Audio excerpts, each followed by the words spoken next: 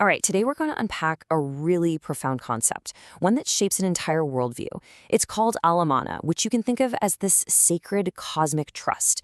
Seriously, this is an idea that kind of redefines what it even means to be human. So let's just dive right in.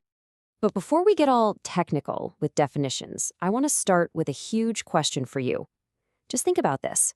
What if trust wasn't just some nice social virtue? What if it was the very foundation of the entire universe? I mean, really. Let that sink in for a minute as we go through this. Okay, so to really get a handle on Amanana, we have to think big. I mean, cosmic scale big. We're not just talking about, keeping a promise to a friend. No.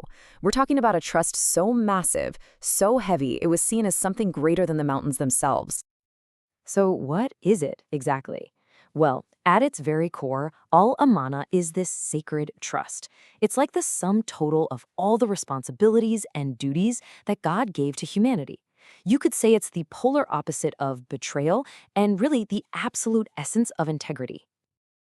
And what's so cool is the word itself. If you look at it linguistically, amana comes from the root word amun, which means security, reliability, and peace of mind. So the language itself is giving us this huge clue, right? It's hinting that being trustworthy is where we find real security in our lives.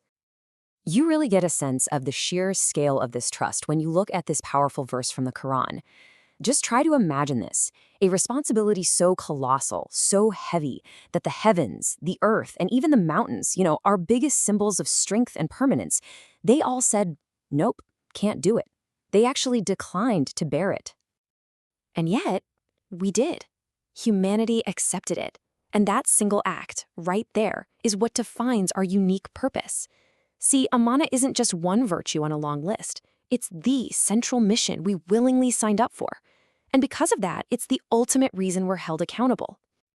So you might be wondering, just how central is this idea to the scripture? Well, you don't have to look far. The number of times it comes up tells a really powerful story all on its own. Yeah, this whole idea of trust isn't just a footnote. It shows up all over the place in the Quran and all these different grammatical forms, as actions, as things, as descriptions, and each one kind of shines a light on a different angle of what it means to be trustworthy. Get this, the root word for amana, it appears 879 times. Wow. Let that sink in. 879. This is not a minor theme. It's literally woven into the fabric of the text, hammering home how foundational it is over and over again. Okay, so we've got this huge cosmic concept, right? This foundational principle. But what does it actually look like in our day-to-day lives? How does it apply? Let's break down how this grand idea translates into stuff we can actually see and do. And the short answer is pretty much everywhere. Seriously. Amana covers our religious duties, things like prayer and fasting. It governs how we approach justice and leadership. It's all about our financial dealings, paying people back. It applies to the knowledge we give, our relationships with family, the secrets we're told to keep, and even the jobs we show up to every day. It's a completely all-encompassing ethic. And this isn't just some vague suggestion either. It's a direct command. The instruction is crystal clear. Give trusts back to the people they belong to, and when you judge between people, do it with justice. It's like trust and justice are two sides of the very same coin. Which brings us to a really key takeaway here. Amana isn't just some personal, private virtue you keep to yourself. Think of it more like the operating system for a just and functional society. It's the code that governs every single one of our interactions, from the most private moment to the most public act. So that naturally leads to the consequences, right? What does a society built on this principle actually look like? And, maybe more importantly, what happens when that trust gets broken? And wow, the contrast is stark. On one hand, when you uphold Amana, you get a society built on security, cooperation, prosperity, and justice. But when you betray it, and there's a word for that, khiyana, it just unleashes fear, corruption, chaos, and oppression. It's basically a choice between a functioning society and total decay.